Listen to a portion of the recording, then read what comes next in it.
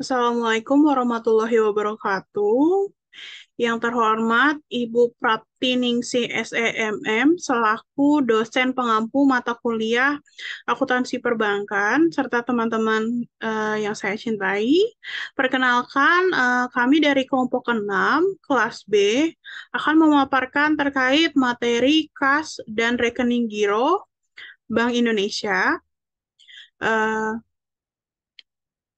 Sebelumnya, izinkan saya memperkenalkan diri. Nama saya Syakila Malia Lihawa dengan NIM belakang 058 dan rekan saya Denta Amelia dengan NIM belakang 038, Corleon Akabangun dengan NIM belakang 078, Agnes dengan NIM belakang 102, dan Jericho Juni Walter dengan NIM belakang 222.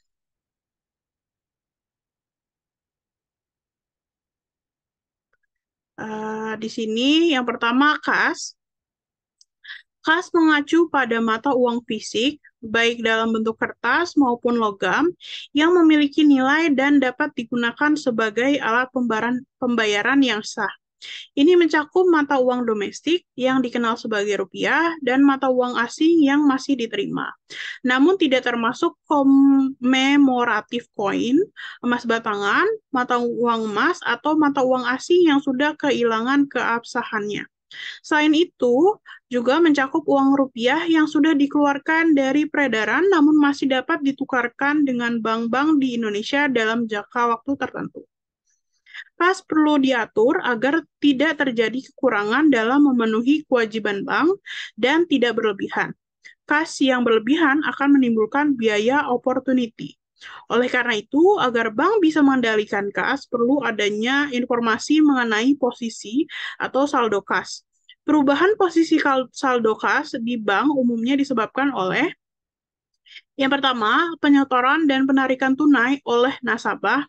Untuk transaksi ini, nasabah bisa melakukan penyetoran, pengambilan tabungan, penguangan cek, penerimaan permohonan kiriman uang, penerimaan pembukuan deposito, pembayaran deposito, dan sebagainya. Yang kedua, penyetoran kepada atau penarikan dari rekening bank yang bersangkutan di Bank Indonesia. Yang ketiga, penggunaan untuk transaksi intern bank, misalnya untuk dana kas kecil, pembayaran biaya-biaya operasional, biaya gaji, dan sebagainya. Akuntansi kas akan berkaitan dengan uh, transaksi tersebut. Pencatatannya sebesar yang diterima atau uang yang dibayarkan. Kas suatu bank tidak boleh bersaldo kredit sebab akan mengganggu likuiditas. Saldo yang dibolehkan minimum sebesar 0 rupiah. Selanjutnya, petty cash. Petty cash merupakan dana khusus untuk membayar pengeluaran-pengeluaran yang relatif kecil. Pengeluaran yang relatif kecil ini biasanya terjadi secara internal di bank dan harus dicatat secara terpisah di rekening kas. Ada dua sistem pencatatan kas kecil, yaitu yang pertama, sistem dana tetap atau impressed fund system. Pengelolaan dana kas kecil melibatkan beberapa transaksi penting, termasuk pembentukan, penggunaan, dan pengisian kembali uh, dana tersebut. Uh, Saat pertama kali menyiapkan dana kas kecil, bank akan mencatat entry debit untuk mencerminkan alokasi dana. Selanjutnya, penggunaan kas kecil tidak didokumentasikan secara formal dalam jurnal, melainkan diarsipkan untuk referensi. Hal ini memastikan bahwa saldo dana kas kecil tetap utuh pada saat pembukuan arsip-arsip tersebut. Oleh karena itu, perubahan penting terletak pada komposisi uang tunai. Karena sekarang terdiri dari mata uang fisik dan arsip berharga yang dapat ditukarkan selama proses pengisian ulang. Meski jumlah uang berkurang, bukti penggunaannya meningkat sehingga saldo keseluruhan tetap tidak berubah selama fase pengisian ulang. Bank akan mendebit biaya yang dikeluarkan dan mengkredit rekening kas. Selanjutnya, terdapat sistem dana berfluktuasi atau fluctuating system. Dalam pengaturan khusus ini, bank akan mengurangi dana kas kecil dan menambah rekening kas ketika mengisi kembali kas kecil. Demikian pula halnya dengan penggunaan kas kecil. Pengeluaran-pengeluaran yang bersangkutan akan dicatat di debit, sedangkan rekening dana kas kecil di kredit. Selanjutnya, pada saat menambah dana kas kecil yang belum dimanfaatkan, maka rekening dana kas kecil akan didebit dan rekening kas dikredit.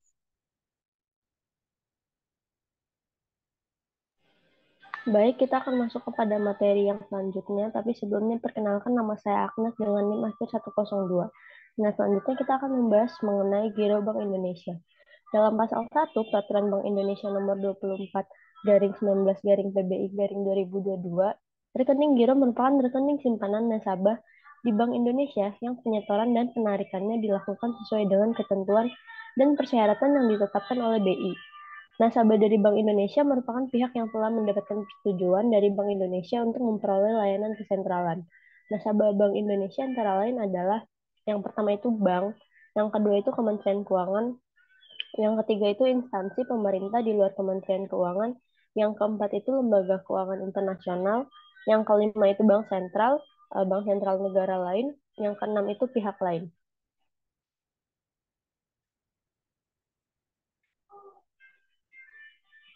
Nah, baik, selanjutnya terdapat beberapa kriteria untuk menjadi nasabah yang memiliki rekening giro Bank Indonesia.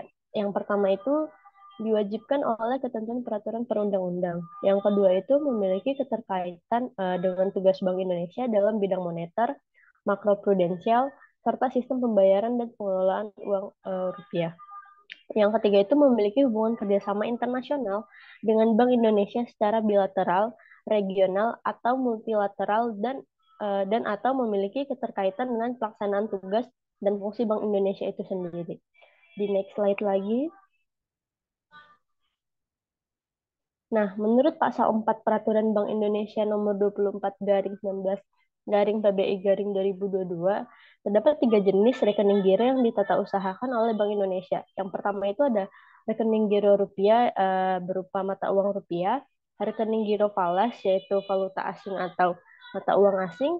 Yang ketiga itu giro khusus, di mana giro khusus ini persyaratan dan tata cara pembukaan, penyetoran, penarikan, penutupan, dan atau peruntukannya ditetapkan secara khusus oleh Bank Indonesia.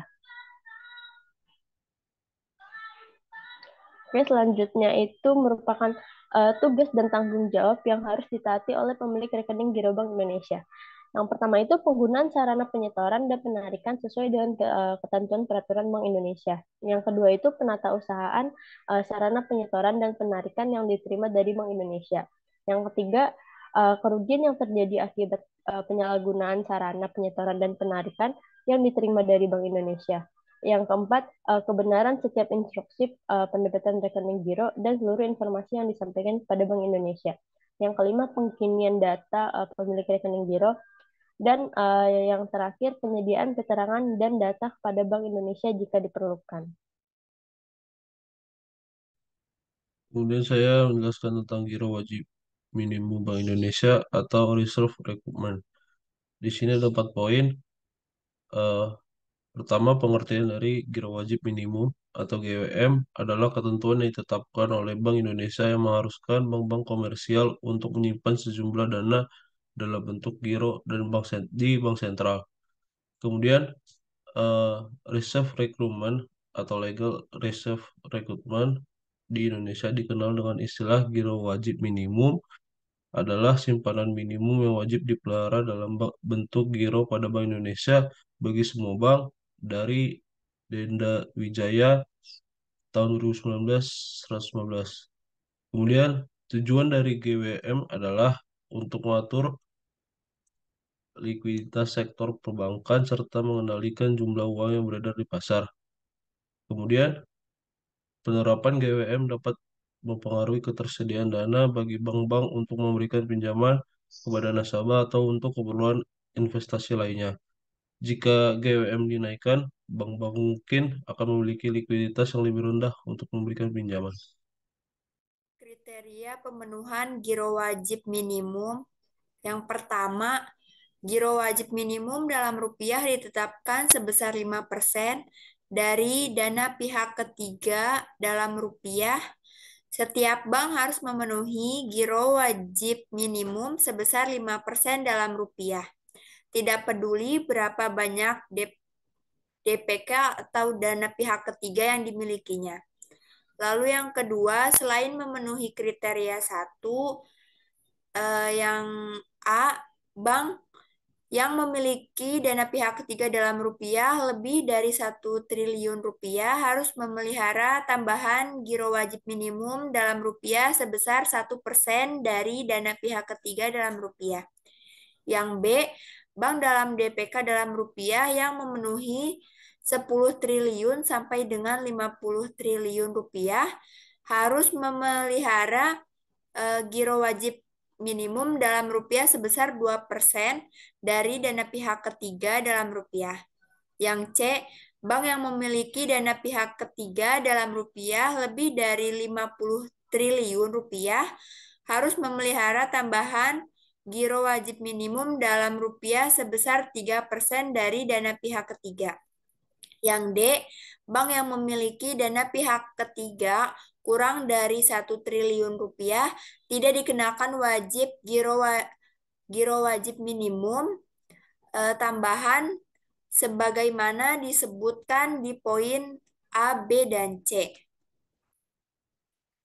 Lalu kriteria pemenuhan giro wajib minimum yang ketiga, jika pemenuhan giro wajib minimum sebesar 5% ditambah dengan persentase tertentu seperti yang ditunjukkan pada poin sebelumnya yang 2A, 2B, dan 2C, maka persentase tambahan giro wajib minimum yang berkaitan dengan posisi loan to deposit ratio suatu bank harus ditambah dengan rincian sebagai berikut, yaitu LDR, loan to deposit rasionya bank itu yang berada di atas 90% akan dikenakan tambahan sebesar 0%. Lalu LDR yang mencapai 75 hingga 90% akan dikenakan tambahan sebesar 1%. Lalu loan to deposit ratio yang mencapai 60 sampai 75% dikenakan tambahan sebesar 2%. Kemudian loan to deposit ratio yang mencapai 50 hingga 60% akan dikenakan tambahan 3%.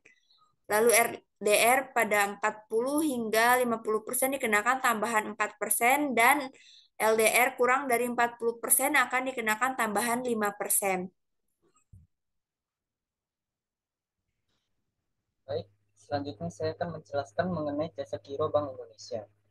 Dalam pasal 9 Peraturan Bank Indonesia nomor 24/19 PBI 2022, Bank Indonesia dapat memberikan jasa giro atau rekening giro yang ditata usahakan oleh Bank Indonesia dengan pertimbangan menurut Undang-Undang Ketentuan Bank Indonesia.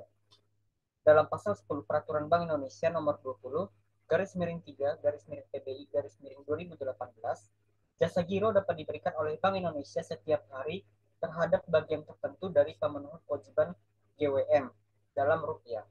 Jasa giro yang dimaksud diberikan dengan tingkat bunga sebesar 0% per tahun. Menurut pasal 21 Peraturan Bank Indonesia nomor 20/3/PBI/2018, Bank Indonesia tidak memberikan jasa giro atas pemenuhan kewajiban GWM bagi Bank Umum Syariah atau BUS dan unit usaha syariah atau US. Sekian presentasi dari kelompok kami, kurang lebihnya mohon maaf. Wassalamualaikum warahmatullahi wabarakatuh.